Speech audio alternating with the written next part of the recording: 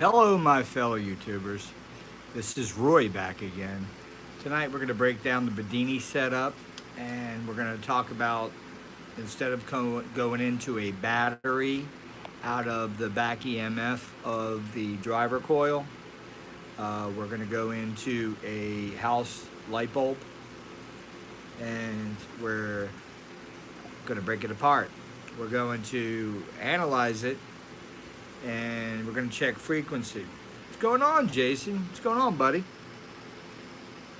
Tonight we're going to have some fun. We're going to take the Bendini wheel.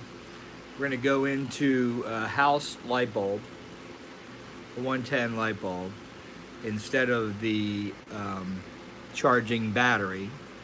And we're going to... All right, you're done with work, huh? Is it hot there?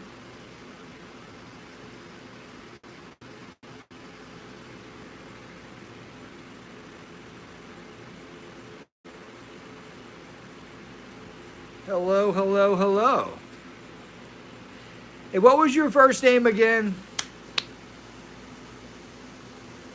Today, yes, huh? Hey, I want to learn something. Is your first name Mark?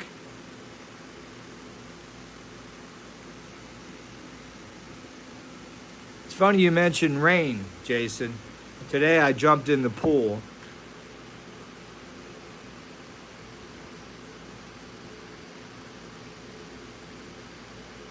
I'm right about Mark, right? Warren. Sorry, Warren. Okay, Warren.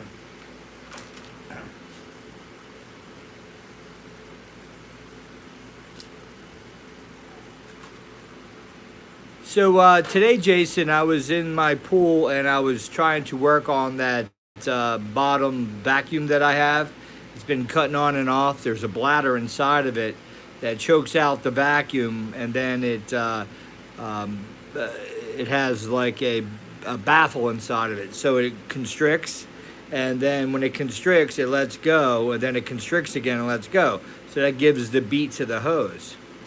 Well, today I was in the pool. I took it apart, put it back together, and the hose was stuck wide open. So I released it and put it back how it belongs.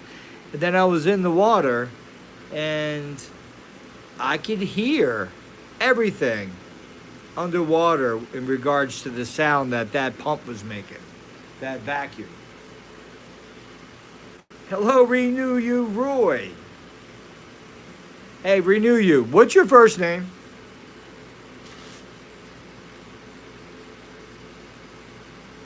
Right, Jason? It's pretty cool. Renew You. What is your first name? Bill. Okay. I should have known that because on your videos I'd seen your name, Bill. Well, while you're on, Bill, I want to give a shout out to Bill from Renew You videos. That's his channel, Renew You. And guys, go over check out his channel. So he had left a comment, Bill had left a comment from Renew You earlier today, and it got me thinking. He was talking about the frequency that the back EMF of the driving coil, the frequency of that coming out of the transistor and into or at the full wave bridge rectifier had a lesser frequency. So that got me thinking. Thanks, Bill. Thanks for taking up a few hours of my time today. No, I'm not kidding. But yeah, it got me thinking, and I loved it because we're going to do some studies tonight based off of your video, Bill. And this time we're going to use my signal generator is also a counter. So I got it hooked up to the function coming in, and we're going to use it as a frequency. It's right now set up in hertz. And what we're going to go over is when let's talk about the resistance on the variable resistor, the potentiometer. You guys see that? You see there's 3 connections on that potentiometer. 1, 2, 3. That resistor, a 1K, 100K resistor, is tied to the 2. The one in the middle is called a sweep. It's like a wiper blade. Claudio in the house. What's up, my good friend? Welcome aboard. We just started this little journey. So that one in the middle is called the wiper. And how coincidental is this variable resistor? All right, well, if you use the center instead of either side, let me show you something. Because in the figure era setup here, and I had a couple coils, this is all glue gun. They fell off, they come apart. So I'm gonna strap these on with wraps. All good, my brother Claudio. So I found it really, when Bill was talking about the comment, you guys got to check out the comment. Do check out his channel. He's another garage physicist, I call us, and he's hard at it. What I wanted to explain here, this is a resistance wire. It's called nichrome wire. Now, each one of these sections is about 2.5 ohms. So from that screw to that screw is 2.5 ohms. 2.5, 2.5, 2.5 continuous, okay? And what you normally do is hook up one end of the wire in the circuit and then put a break in that wire and come out the other end of the resistance going into the same wire you were going into. So it's not a positive or negative because the wire would heat up. It's the same wire. On this side, it happens to be the negative side of the whole array of the figure era. Now, hey guys, fill them in because I don't want to lose where I'm at. So in this array of resistance here, from nothing to full strength, let's just say this is 100, let's just say it's 50 ohms from here to here. Increments of 2.5 ohms per. I'm just throwing a number out there. The wiper on the potentiometer acts like what I was describing here. There's a middle line in between the two sides of resistance, the least resistance and the most resistance. Well, this side of the wire is hooked up to the side where the positive would be on this bottom row of coils, only because the other side is hooked up to negative of the battery. And this side here is connected to the top side of these coils, and that happens to be the positive side of the connections here for these coils to be activated, because that's the negative side that goes to the battery. So either side here happens to be the positive connection to either row. And the way this works with this wiper I find fascinating, because it took Bill to leave a comment and had me watch his videos and then go back to my own. And then I realized that middle of that, hey Adam, how you doing? The middle of this potentiometer that they call the wiper sweeps either to one side or the other. So what I'm getting at is when the sweeper on this resistor is on this side, it's sending more power to the upper coils. When this sweeper is on the left side, it's sending more power to the lower coils. You guys got that? Let's go ahead and look at resistance, not resistance, at frequency. Because Bill, what I'm going to show you is that when we move the resistance, we're going to change the frequency. So the frequency going to that house light bulb, we know it takes 60 hertz in order for that light bulb to stay on without seeing a blink, right? One side increases the other. You got that right. So let's go ahead and make the connection here to the car battery for the Bendini. We got everything already set up and hooked up. Now, I have the potentiometer all the way to the left.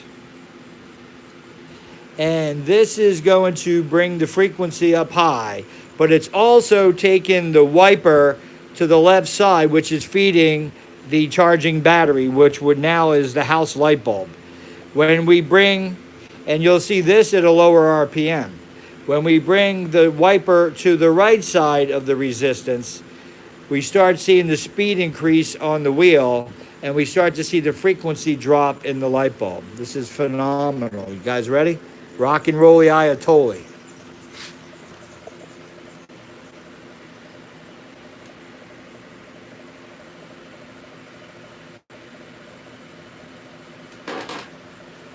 All right now we are at, so you guys see the frequency.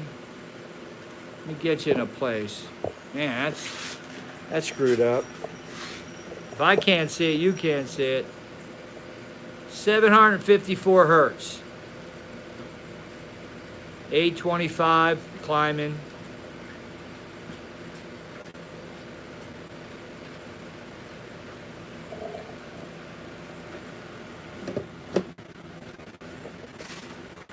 Let me see if I can get the glare out. Out there. Boy, that is sucky as shit. Let me put it up in the air.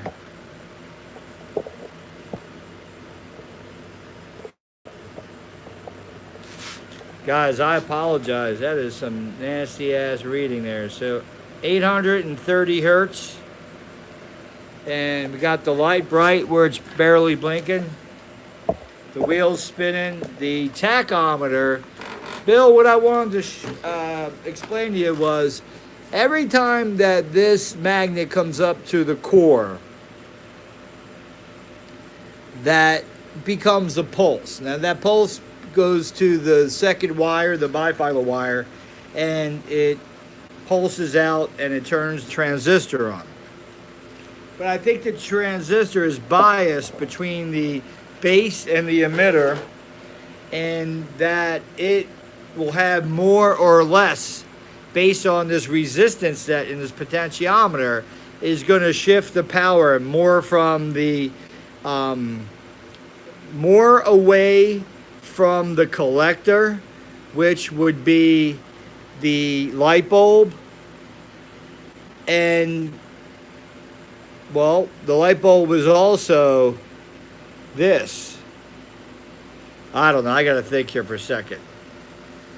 Let's go ahead and start adding the wiper blade coming up a little bit. Now it's on the far left side. Now you're gonna see the speed increase on the tachometer, and you're gonna see the hertz here starts to drop. And the speed increased on the tachometer. The light gets a little less brighter, but it's still bright as shit. So let's go ahead and turn it all the way to the right. Okay, you'll see that. Oh hell. Uh-oh. I thought I blew it up. You know what it was? The wire disconnected. So you'll see this light is our light that tells us how far right. Now listen to that. How bright this light is. So we move the energy far swipe to the right of the resistance. And now you'll see the speed goes up. The hertz will stay down now. Now it's like 150 to 160 to 70 hertz. But you'll see the speed, the tachometer go up. So more of the energy now is focused on, I believe this is what's going on. The transistor now is taking less of a pulse and leaving more of a duration of the contact. What's going on, Cool Pix? Hey, Cool Pix, what's your first name?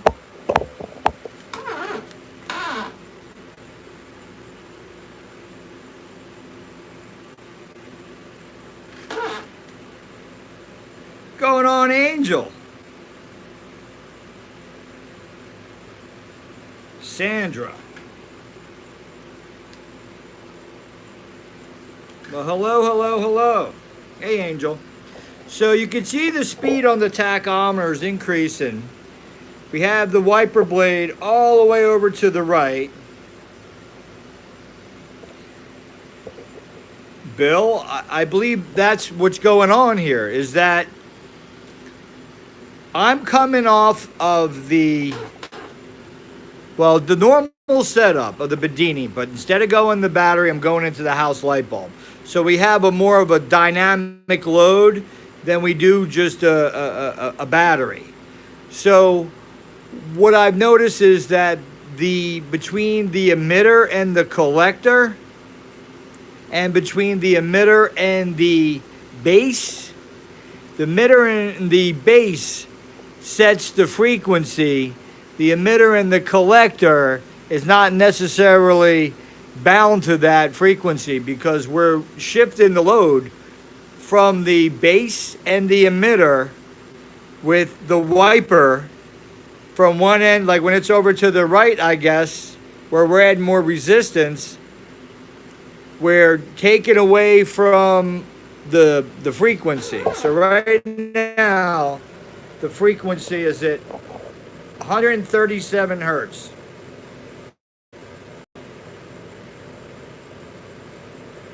All right, we're at 130 change. And the speed is up high. We're at 3,800, almost 3,900. Seems like it's still somewhat climbing. So I can tell by looking at the wheel, that thing is humming.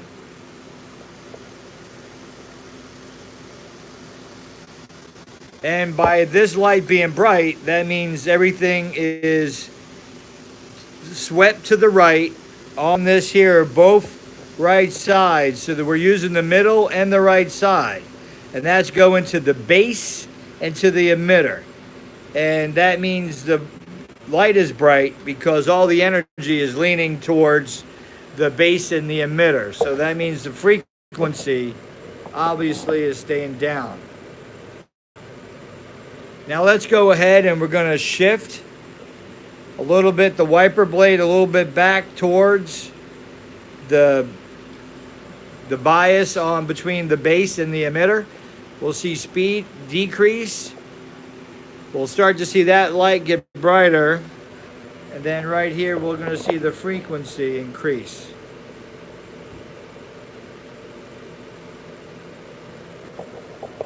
Now I'll go ahead and I'll add a little bit less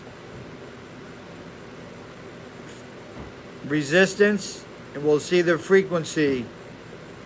Hello, Dave.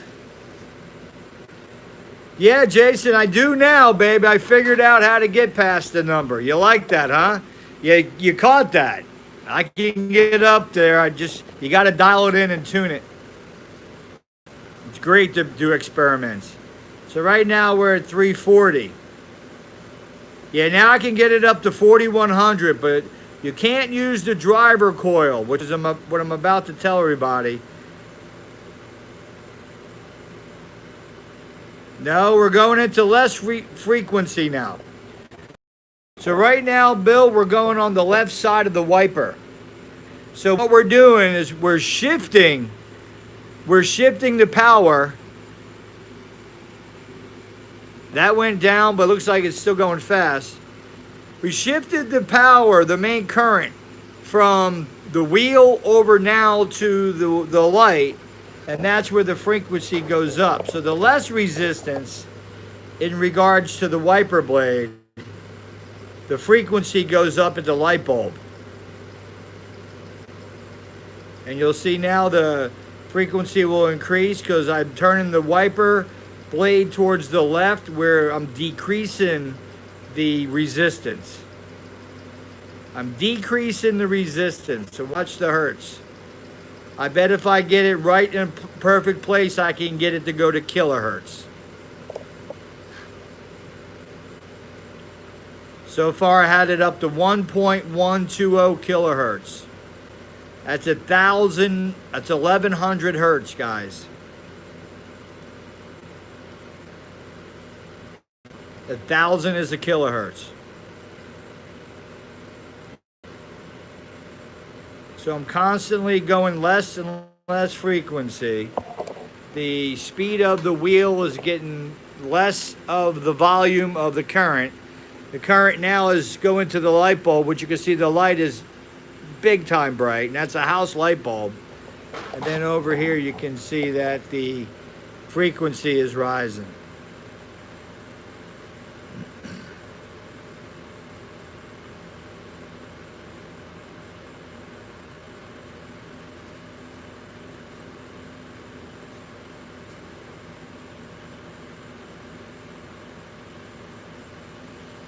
Now, potentiometer is a little on the shaky side, so if I touch it, it drops up and down. I guess I'm going to have to put another one in.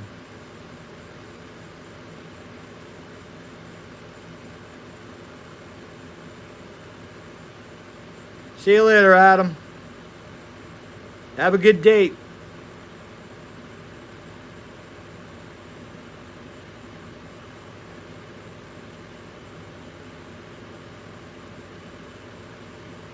Well, this is not a capacitor, Angel. This is resistance. So what happens in resistance, the voltage stays the same, but the current drops. And that's due to heat.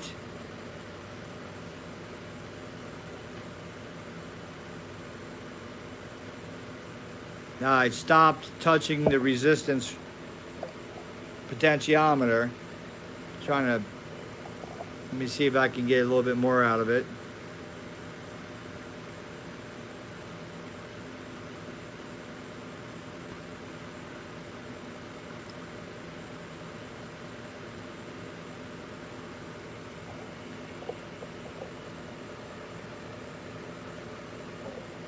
So it's like when I touch the potentiometer, I can get it to go a little higher.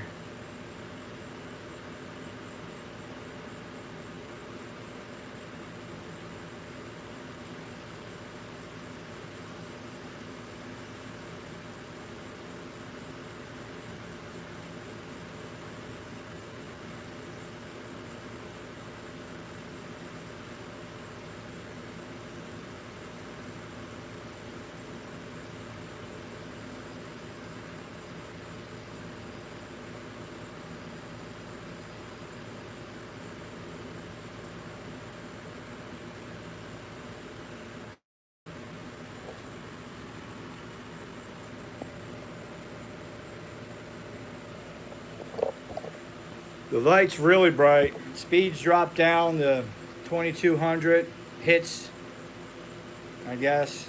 I don't know how you're gonna look at that, but then in hertz.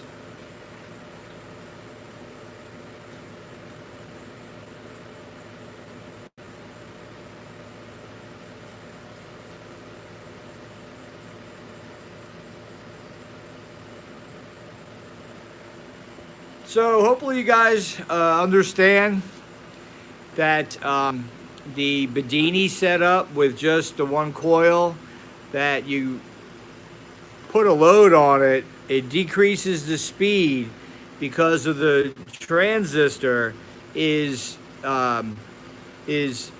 like a bias between the base and the emitter is stealing away from the connection that the collector and the emitter are sharing. So when it's more than a switch, I guess is what I'm saying. It's more than a switch. It's different. A switch is a switch.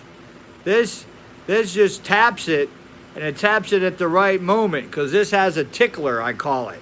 So the tickler is every time it's already came up and did its going up to it, it already's been turned off and then flopped back on.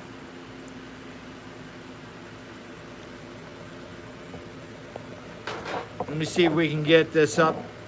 I'm going to turn it a little bit now. It's far left, but you can see that don't mean nothing. So I got to turn it a little bit now, the wiper towards the middle, and let's find a happy place for it.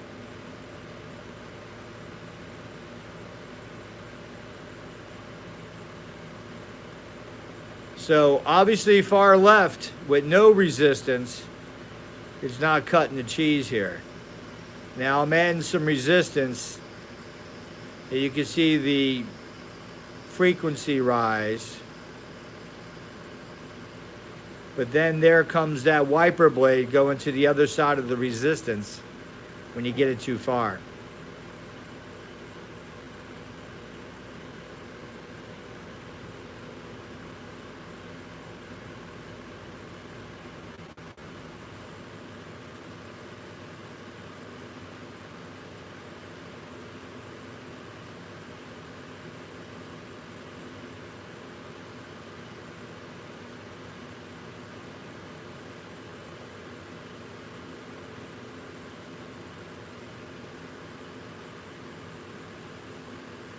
I got that, Billy.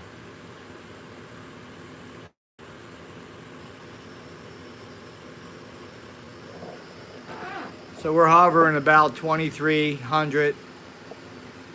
Got some great light going. Let's go ahead and turn the resistance, the light will get brighter. Now we're going to switch the wiper to the far right of the whole spectrum. And now we're concentrating more of the current over to the coil. That's the driver coil. And then therefore the speed will kick up on the tachometer. And it'll have to take a few seconds for it to catch up to itself.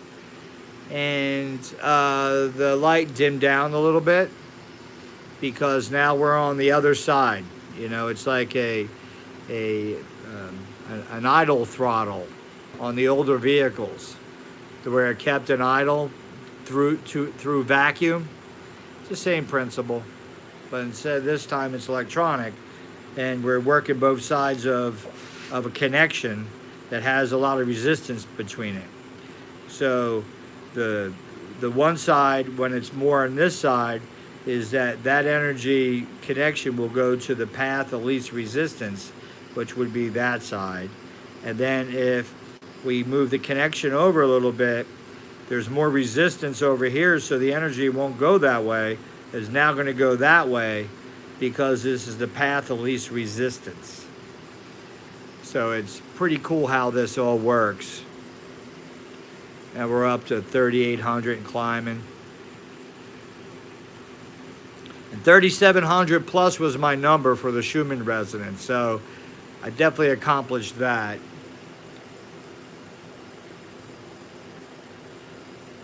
And right now our frequency is hovering. That's in hertz. So this meter is getting banged right here where the light bulb's connected. So you got your house light bulb screwed in. I got one side of the signal counter and the other side of the signal counter coming off of that. So when that's getting pulsed, it's showing up on the signal counter.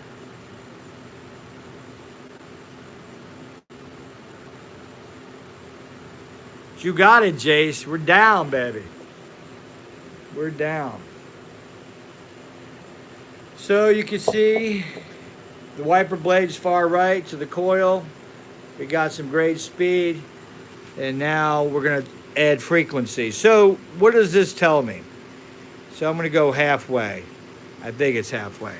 Tachometer's dropping. The frequency is now starting to go up. All right, so more of the current now is going towards the path of least resistance, guys. So now it's going back towards the bias side of the emitter, and the base is now getting more current.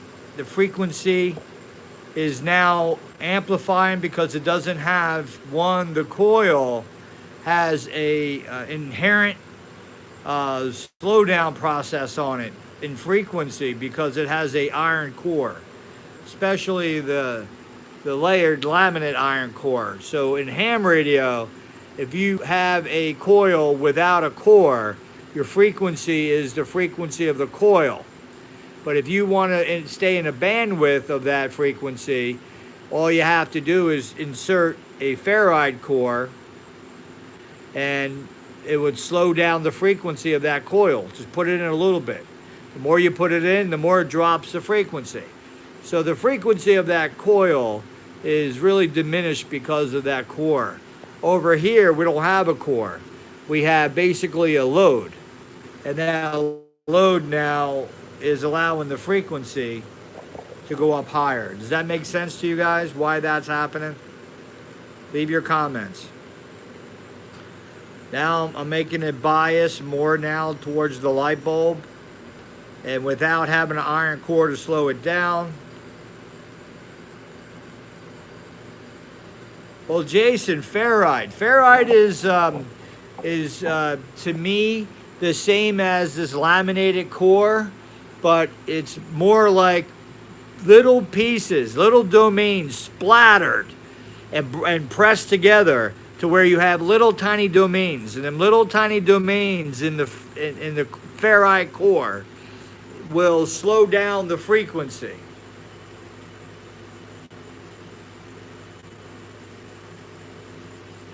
Yeah, I guess that light is a neon light, and it does have capacitors in there. But before we get to the light, we're still getting hit with frequencies. So these are accurate pulses, and we are able to handle. Yeah, we are. Vibrations dancing.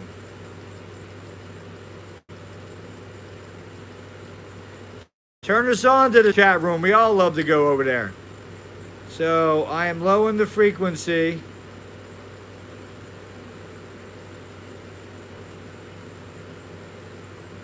And now we're biasing more the base to the emitter. And now current is going up on that light bulb. And with no iron core, the frequency is rising. Jason, ferrite inhibit current. It slows down frequency. So I don't think it inhibits current. But if you're looking to inhibit current, then you're talking about a satchable reactor. So that's why, yeah, I would say yes.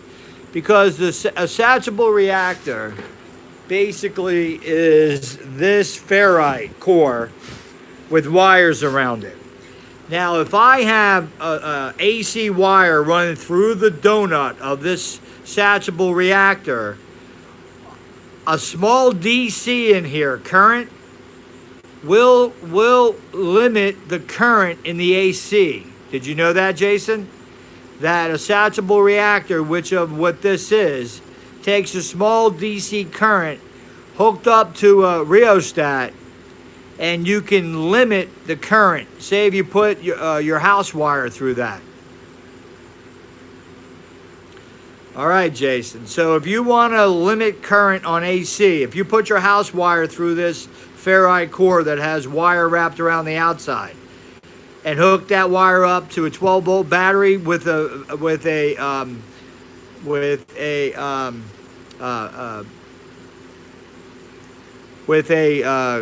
commutator, or not commutator, but a resistor wire, rheostat, and limit the voltage of the DC, you will be controlling the current of the AC. It's beautiful stuff there. We'll got to get into that one day, but that's how you limit current in AC, by using small voltage of DC.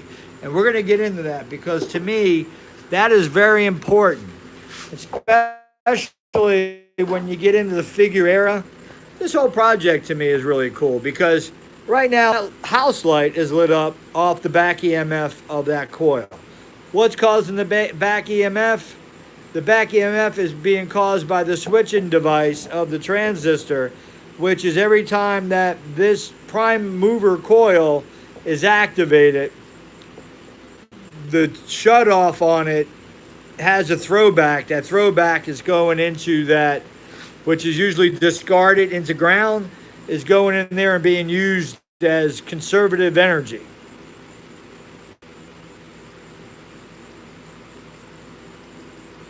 And that energy was usually just dumped in the ground, and that's how your house is set up. Imagine how much energy you can reclaim off your grounding rod into your house. Beside the point. Here you have a wheel spinning, creating a frequency based off a switching device that is biased by one side, either between the switch itself is between the base and the emitter. That needs current. The transistor, or any transistor, is called current driven. So if you want to see how current moves in a transistor, it's moving from the base to the emitter through that way, and then it's moving through the emitter on out through the collector, which is the casing right there. I'll tell you one thing. Today I got my hand caught in between the going outs on the back EMF. I'll see you later, Dave, on that back EMF, and I had a good amount of current go through my body. You got it, buddy. Later, Dave. I had a good amount of current, so I got respect for what's happening right here on how much current came back out going into the car battery that was charging. I got a good wallop out of that, so now I know not to just freely think it's okay. Now, right now we are at 462 hertz, and I'm gonna lessen the resistance and build that up. See if we can double that.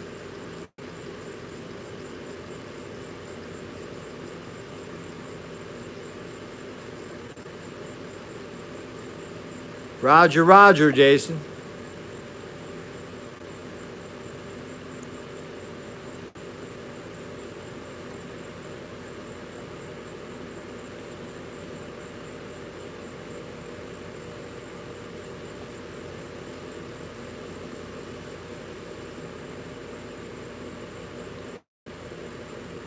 I guess my next thing is I'm going to put a 10K resistor in here.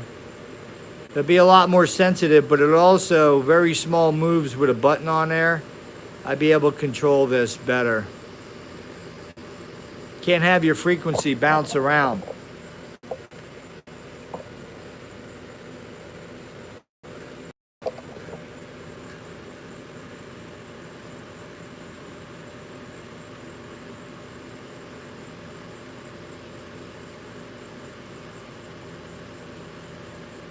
That's because the wiper on the potentiometer is a little loose. I guess after you use them for a little while, they kind of get sloppy.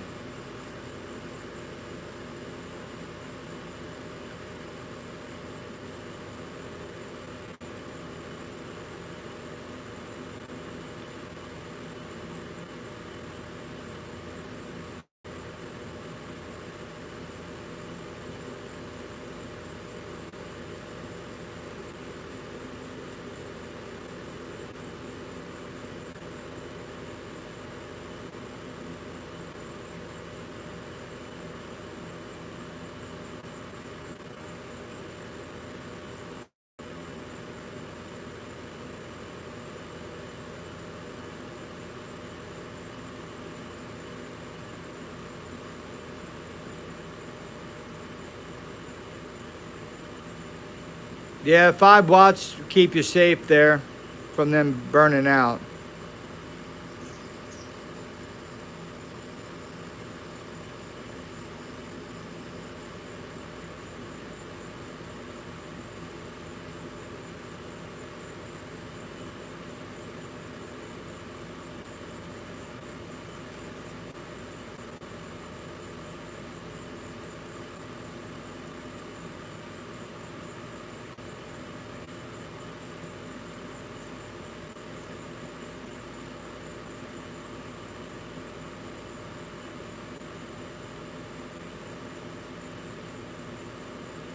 Sitting at the right spot now. Well, I moved my hand away and it went down.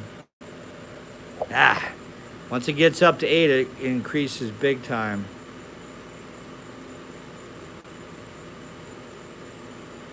It's about finding the right spot.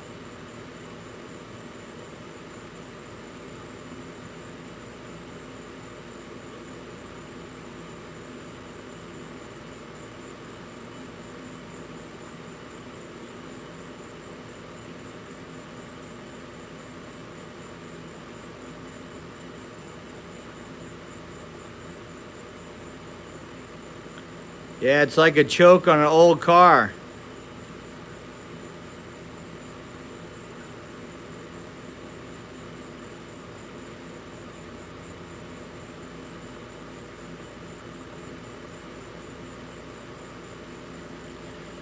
I like to see a kilohertz pop up.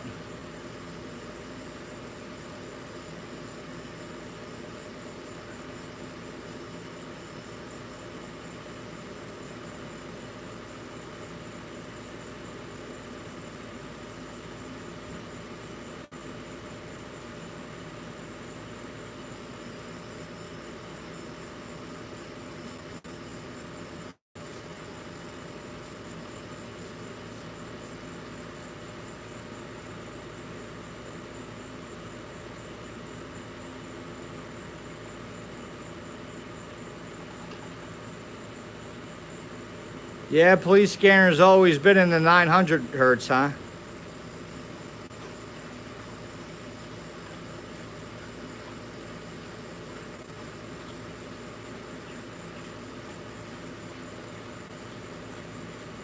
Breaker, breaker, 19.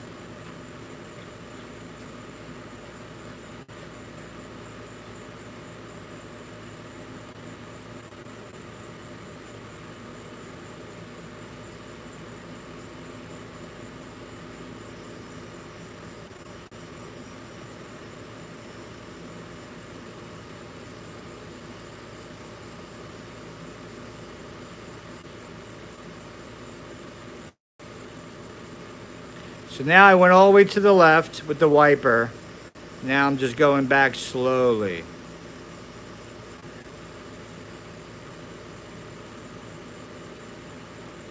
Get it in a right spot.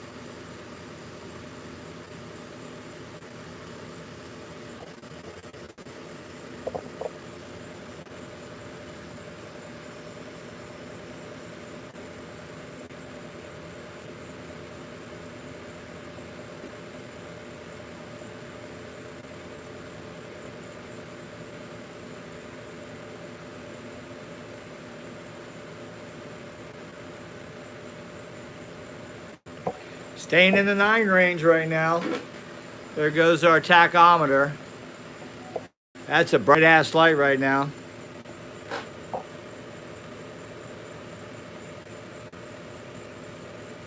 So you can see how we adjusted the frequency, but we also knew about the Bendini now. So you got one coil, it's bound by the resistance that goes through the base and the emitter.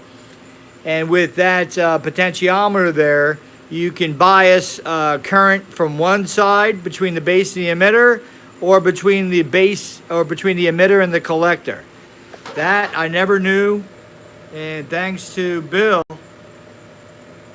got me experimenting over here a little bit deeper on this. Now we know. So what if you were to make multiple? What if you were to make multiple transistors and tie in the base and the emitters all together so they're all going off at the same time? But you would double the current. You keep the voltage the same through the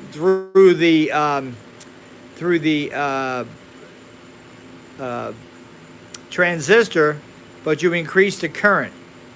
There's only so much current you can put in these, And then, so you can break them down in groups where some in series and some are in parallel to increase the voltage. There goes our frequency. Still a little loose, but good stuff, huh, guys? Yeah, PNP, you're backwards. This is an NP, this is an NPN, and the PNP is just reversed where the collector and the, I guess the emitter would be.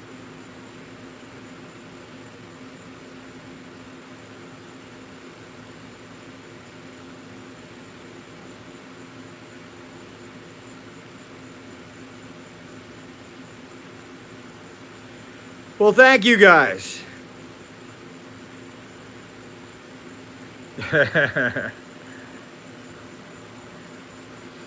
Alrighty, guys.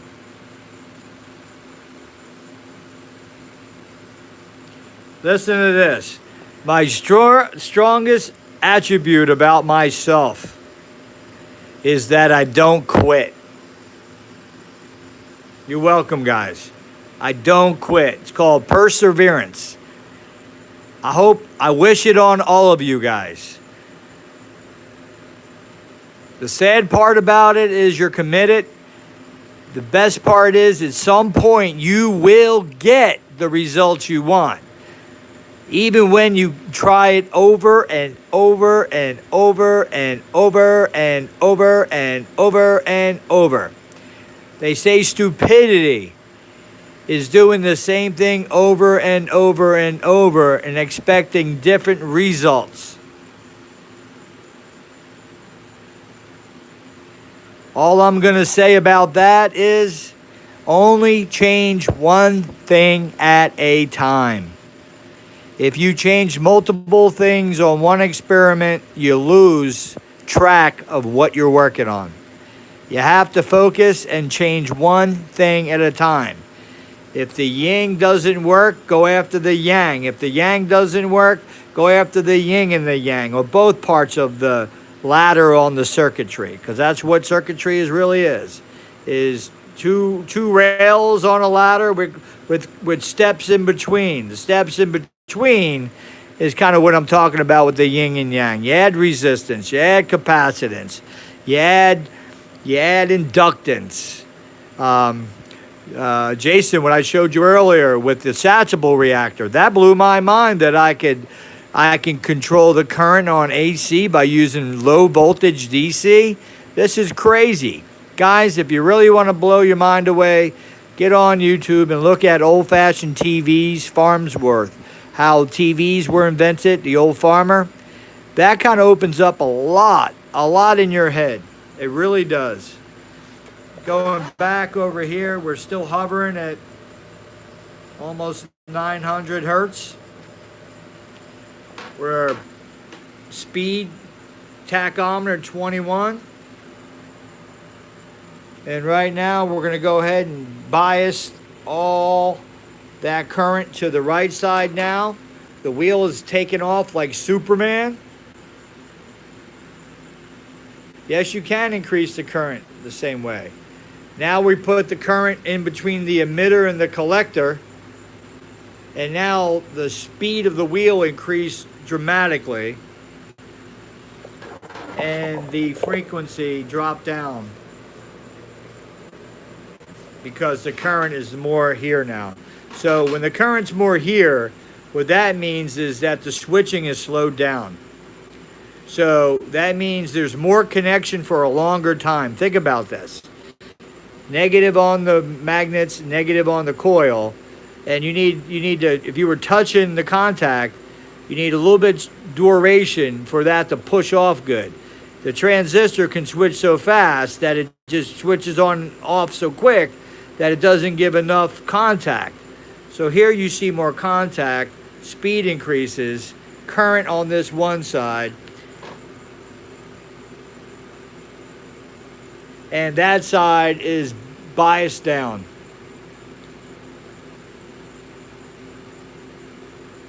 Longer on dwell. I like that. You got it, Bill, because that's just like the old distributors on my, what was it? I think it was a 350, 327 cow induction Malibu Chevelle, my Chevelle when I was younger, and you would adjust the dwell to make it stick longer.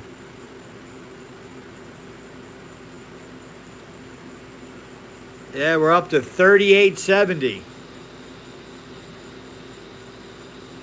So what does that tell you guys? What that tells me is that if I was going to say consistent on a frequency, you can't use the one coil as a frequency generator.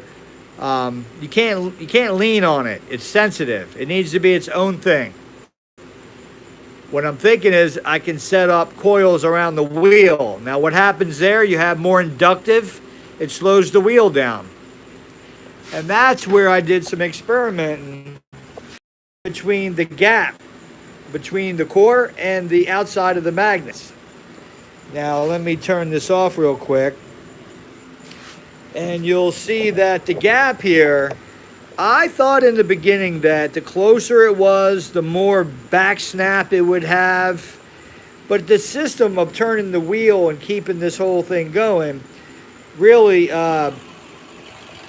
it doesn't work too well when it's that close, because the induction between the magnet and that core is too much for this to be switching on and off and to overcome. So let's go ahead and plug this back in, and you'll see that this gap here, which is not a lot of tension. Look, you can see it's switching the device on. You can see that the light's going on, right? There's not a lot of induction, and I found that to be the resident spot. Not too less, not too much. And you can see it's spinning the opposite way there. But you have to mess with all these functions. You have to really get to know what each one does. That's what Tesla was great at. Making everything variable. Look at that. It's all by itself, hitting the light on. It's going to work its way.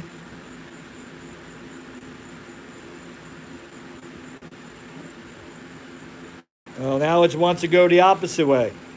I didn't want them magnets heading towards me when I was sitting. Thank you, Jason.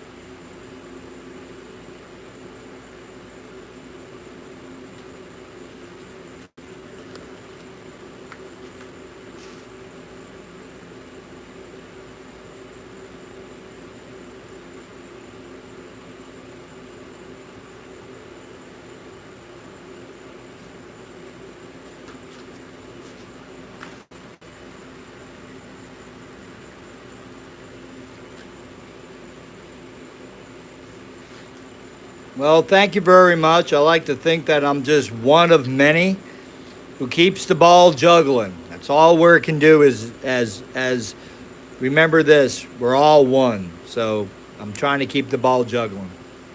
Same thing with Leedskalnin. To keep Ed's name out there, you got to keep the ball juggling. Let's go ahead and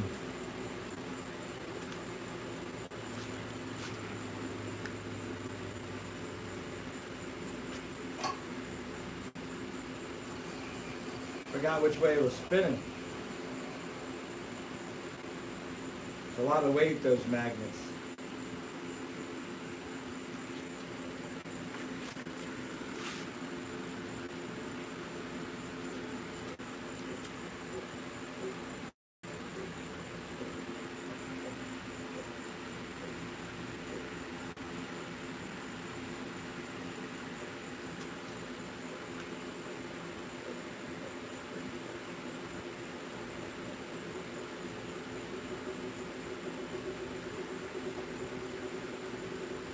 So naturally, it likes to swing downward. Thank you, Bill. I enjoy yours too, Bill. You keep going.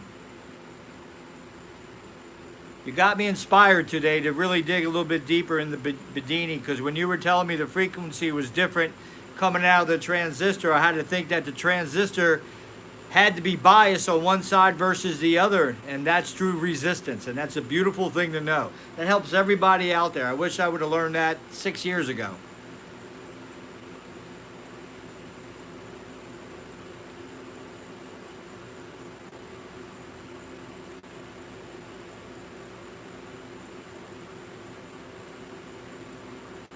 Hello, One Can Science.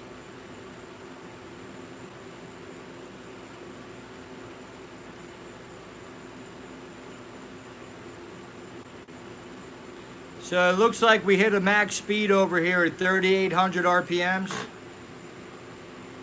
Let's go ahead and allow it.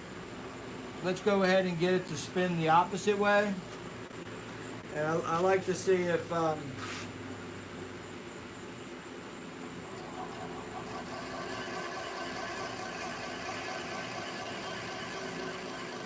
like to see if it goes faster. It was 3,800 and change, right? Now remember, it wanted to spin that way. It did that naturally. And I'm used to spin it the opposite way.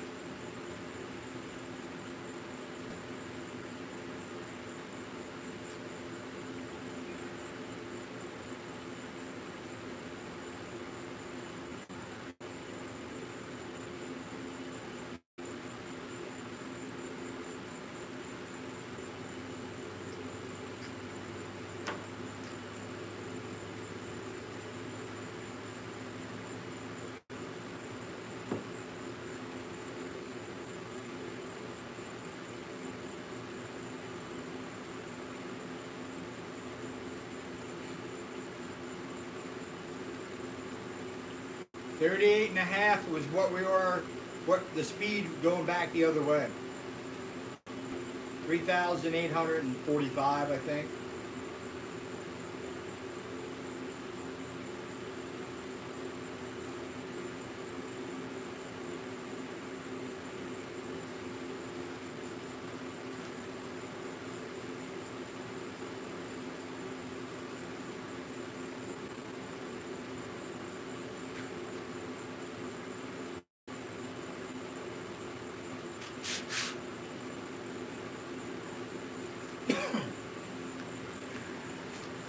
So I gotta say, it's pretty identical either way, right?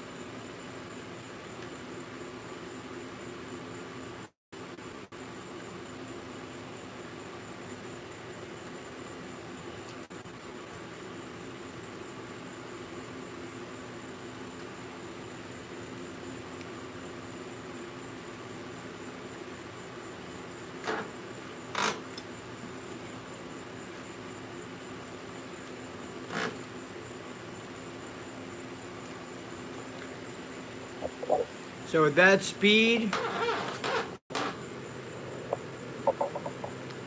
here's our frequency.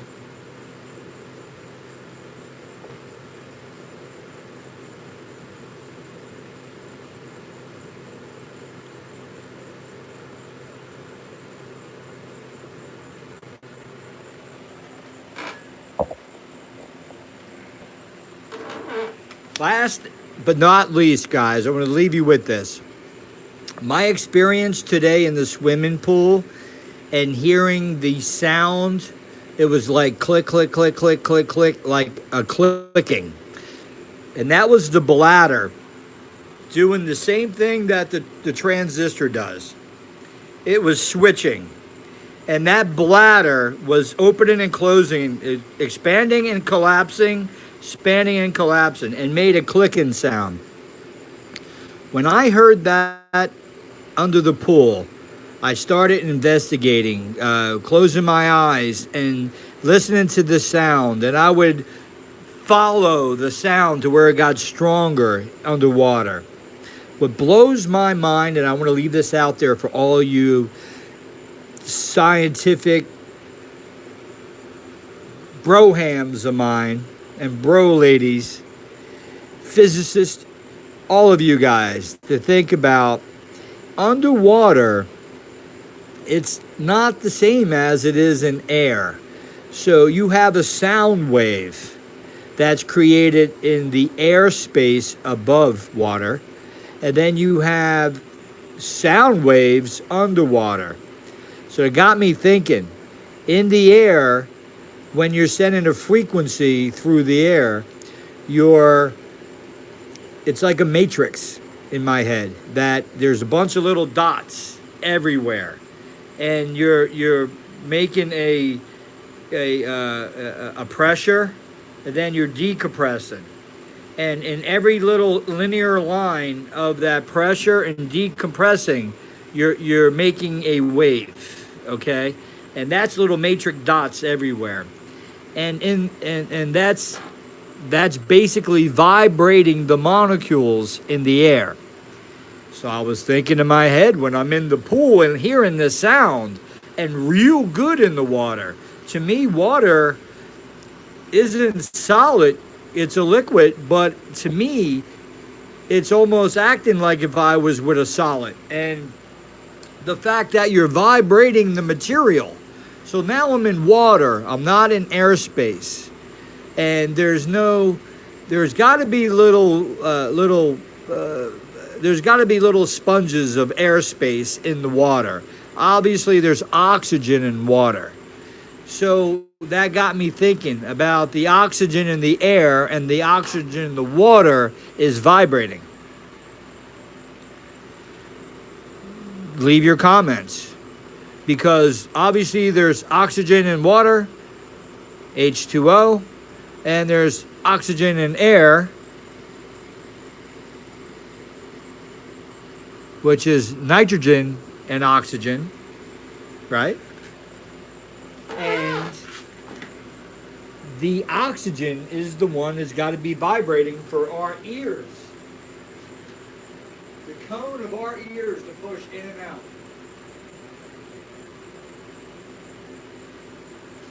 And that's where I'm going with this whole thing. It was a beautiful experience today. The cone in my ear was hearing sound with water capsulated all in and around my cone of my ear drum. But I was picking up a sound through the liquid. It blew my mind. So it got me thinking, and it got me thinking seriously. And I think it's the fact that it's oxygen that is vibrating that allows my eardrum to pull in and out, like a speaker, in and out. Blows my mind. I'm going to leave that with you guys. Leave your comments. Food for thought. I'm going to make my channel a lot better. To me, this is a good experience to have people on.